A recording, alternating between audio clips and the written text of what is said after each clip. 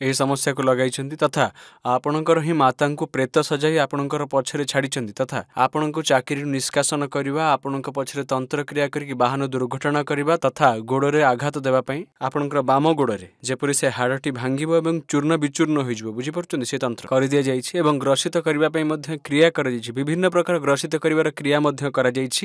ଆସିବାକୁ ଯାଉଥିବା ଆଗାମୀ 2 ମାସ ସାବଧାନ ରହିବେ, ଆହ୍ୱାନପୂର୍ଣ୍ଣ ରହିବ ତଥା ଆପଣଙ୍କ ଉପରେ ମିଛ ଆରୋପ ମଧ୍ୟ ଲାଗିବ, ଚୋରି କରିବାର ମିଛ ଆରୋପ ମଧ୍ୟ ଲାଗିପାରେ। ଚିନ୍ତା କରିବେନି, ସାବଧାନ ବାସ ରହିବେ କାଟ ପରେ, ଠିକ ଅଛି। ଗୁରୁଜୀ ମୋ ଭାଇ ମୋ ପଛରେ ବହୁତ ଦିନ ହେଲା ଲାଗିଛି, ମୋର ବହୁତ ଅସୁବିଧା। କିଏ? ମୋ ଭାଇ। ଘର ବି ବନଉଥିଲି, ଘର ବି ବନେଇବାକୁ ଦଉନାହାନ୍ତି, ସବୁବେଳେ ମୋ ପଛରେ ପଡୁଛନ୍ତି।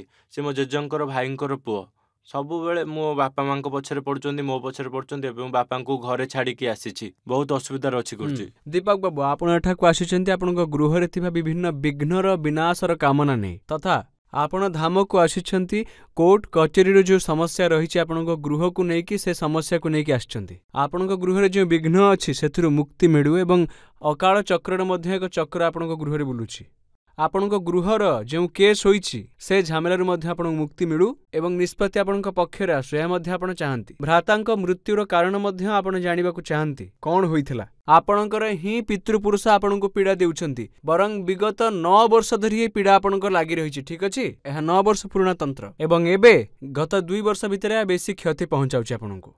ଗୋବର୍ଦ୍ଧନ, ଆପଣଙ୍କ ଜୀବନରେ ସୁଖ ଶାନ୍ତି ସମୃଦ୍ଧି ନାହିଁ ତଥା ଆର୍ଥିକ ପ୍ରଗତି ହେଉନାହିଁ। ଧନ ଆଗମନର ମାର୍ଗ ବନ୍ଦ ଅଛି। ରୋଗଠାରୁ ମୁକ୍ତି ଚାହୁଁଛନ୍ତି, ଧନ ଆଗମନର ମାର୍ଗ ଖୋଲିବାର କାମନା ନେଇ ଆସିଛନ୍ତି।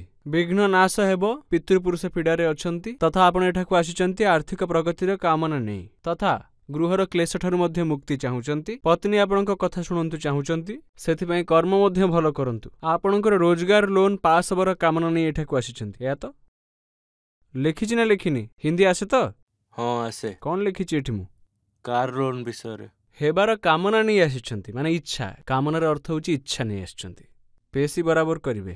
ଜୟ ମା ମାତଙ୍ଗୀ, ଜୟ ଗୁରୁଦେବ। ମୋ ନାଁ ହେଉଛି ବଜରଙ୍ଗୀ କାପ୍ତେ। ମୁଁ ସୁଦୂର ମହାରାଷ୍ଟ୍ରରେ ବାସ କରୁଛି। ପ୍ରଥମେ ମୁଁ ଫେବୃଆରୀ ମାସରେ ଓଡ଼ିଶାରେ ମୁଁ ମା ମାତଙ୍ଗୀଙ୍କ ଧର୍ମକୁ ତନ୍ତ୍ରକାଟ କରିବାକୁ ଆସିଥିଲି। ଆଉ ତାପରେ ମୋର ଓଡ଼ିଶାରେ ବ୍ରହ୍ମପୁରରେ ଆଉ ତାପରେ ରାୟପୁରରେ ମୋର 2ଟା ପିସି ହେଲା। ତାପରେ ଏବେ ମୁଁ ଆସିଛି 3ୟ ପିସି ପାଇଁ। ମୋର ଶରୀରରେ ବହୁତ କଷ୍ଟ ଥିଲା, ତାପରେ ମୋର ଏବେ ଶରୀର କଷ୍ଟ ଦୂର ହେଇଯାଇଛି। ଆଉ ଯାହା ମୋତେ ଗୁରୁଜୀ କିଛି କଥା କହିଥିଲେ ତାହା ମଧ୍ୟ ମୁଁ କଲି, କିନ୍ତୁ ତାଙ୍କ ମାର୍ଗଦର୍ଶନ ଅନୁସାରେ ମୋର 3ୟ ପିସି ଯେତେବେଳେ ହେଇଯିବ, ସେ ମୋତେ ଆଗରୁ କହିଥିଲେ 3ୟ ପିସି କଲା ପରେ ତମର ବହୁତ ସମସ୍ୟା ସମାଧାନ ହେଇଯିବ। ଆଉ ମୋର ପୁରା ବିଶ୍ୱାସ ଅଛି, ଆଉ ପୁରା ବିଶ୍ୱାସ ବି ରହିବା ସମସ୍ତଙ୍କର ଉଚିତ, କାହିଁକି ନା ଇଏ ପୁରା ସଚ୍ଚା ଦରବାର ଭାରତର। ଆଉ ପୁରା ଦୁନିଆରେ ହିଁ କୁହନ୍ତୁ, ଏଠି କାହାର କଥା ଅଛପା ରୁହେନି।